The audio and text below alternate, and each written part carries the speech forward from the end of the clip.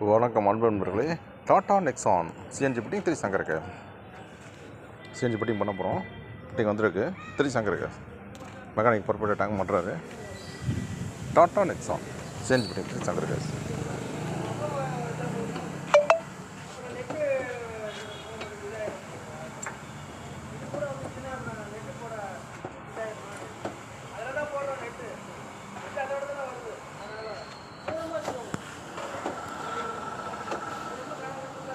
Mechanic பர்ஃபெக்டாக tank stand மாட்டிட்டாரு. இந்த ஸ்டெப்னி குத்தி வச்சுக்கிற போது இந்த ஸ்டாண்ட் இந்த கிளாம்பு கரெக்டாக வச்சுருக்கோம்.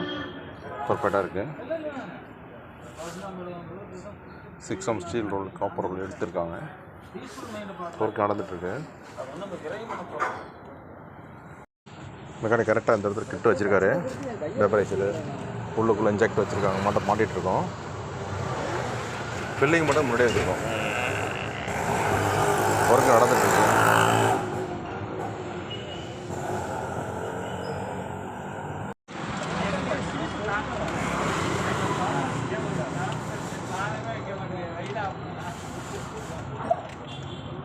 பர்ஃபெக்டாக டேங்க் மாட்டிட்டாரு. பர்ஃபெக்டாக இருக்குது. கவர் போட்டு நீட்டாக பண்ணியிருக்காங்க.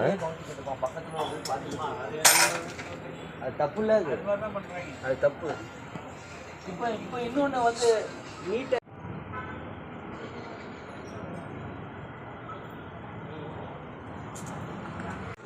ஸ்டெப்னி வந்து குத்த வச்ச மாதிரி போட்டிருக்கோம். மேலே அது ஜாமான் வச்சுக்கலாம். அந்த கொஞ்சம் ஸ்பேஸ் இருக்குது.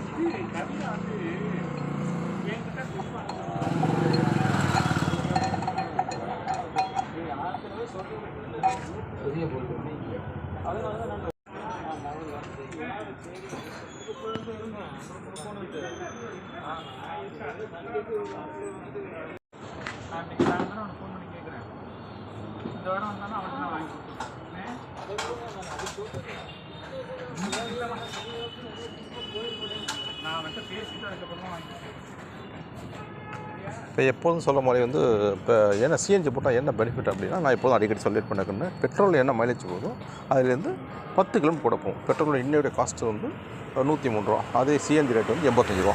அதை டிவைட் பண்ணிக்க முடியும். நடக்கணும் இல்லை 1.7 மைலேஜ், ஒரு லிட்டருக்கு 1.7 மைலேஜ் கூட அப்படிங்கிறது சொல்லலாம். அப்படின்னு சொல்லிக்கலாம். இப்படி கணக்கு பண்ணிக்கலாம். ஒரு லிட்டருக்கு 15 போச்சுன்னா 15 × 1.7 அந்த மாதிரி மைலேஜ். என்னென்னா பெட்ரோலில் வந்து இந்த வண்டியை பொறுத்தவரை 15 கிலோமீட்டர் சொல்லியிருக்காங்க. அப்படியே சிஎன்ஜி கேஸ்லேருந்து 1 கிலோ கேஸ் வந்து 15 கிலோமீட்டர், அதில் 10 கிலோமீட்டர் கூட 10 கிலோமீட்டர் 25 கிலோமீட்டர் 1 கிலோ கேஸுக்கு போகும். 1 கிலோட கேஸோட ரேட் வந்து 85 என்னோட காஸ்ட்டு. பெட்ரோல் ரேட் 103 ரூபா. இது ரெண்டு டிவைட் பண்ணிக்கலாம். எனக்கு டாடா நெக்ஸான் எந்த வண்டியாக இருந்தாலும் அந்த எந்த வண்டியாக இருந்தாலும் பெட்ரோல் வந்து 10 கிலோமீட்டர் கூட. 10 20 18 போச்சுன்னா 10ன்னா 28 கிலோமீட்டர். 15 போகுதுன்னு சொல்லியிருக்கிற கஸ்டமர் வந்து கண்டிப்பாக 25 கிலோமீட்டர் போகும் 1 கிலோ கேஸுக்கு. 12 போச்சுன்னா 22 போகும். 22 போகும். ஃபிட்டிங் பண்ண என்ன காஸ்ட் வரும் அப்படின்னு பார்த்தீங்க அப்படின்னா, இந்த வண்டியும் எல்லா வண்டியுமே காமனாக BS6 BS4 2 ராம்ஸில் பண்ணியிருக்கோம். அந்த BS6ங்கிறப்ப 50லேருந்து 55 ரூபா ரேட் வரும். இதே BS4 40லேருந்து 45 ரேட் வரும். இந்த டாடா குரூப்ஸ் வண்டி மட்டும் எக்ஸ்ட்ரா 5000. ஏன்னா இதுக்கு வந்து டைனமிக் சென்சார் அப்படி நான் போட்டப்போ சொல்லணுன்னு அந்த சென்சார் வந்து எக்ஸ்ட்ரா வரும். இது அட்வான்ஸ் மாடல். அதனால் ஒரு 5000 கூட வரும். 60 ரூபா. இந்த வண்டி ஃபிட்டிங் காஸ்ட் வந்து இன்றைய காஸ்ட் வந்து 60 ரூபா வந்துருது.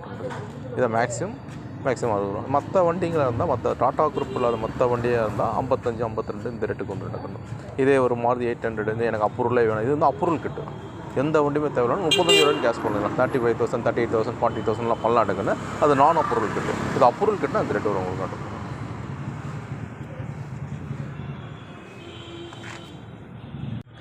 திருச்சி சங்கர கேஸ். இது நம்ம அந்த சிஎன்ஜி ஃபிட் பண்ணுற ஆர்எஃப்சி ஃபிட் பண்ணுற ஓல்ட்ரு.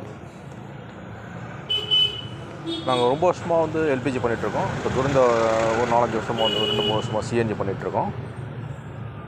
எல்பிஜி மட்டும் சிஎன்ஜி மட்டும் எல்லாமே அப்ரூவல் தான்.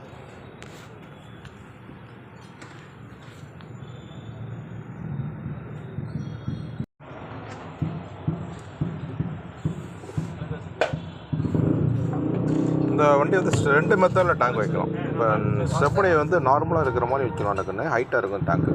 ஆனால் இந்த மெத்தட் நாங்கள் பண்ணியிருக்கிறது வந்து மட்டமாக வச்சு மேலே ஸ்டெப்னி குத்தி வச்சுட்டு மேலே ஜாமான் வச்சுக்கலாம். அந்த மாதிரி இருக்குது.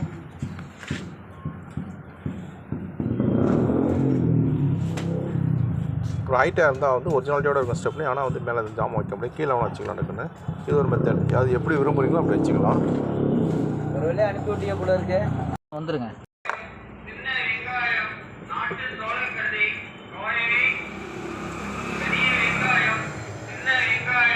நாட்டு சோளக்கருதி கோழி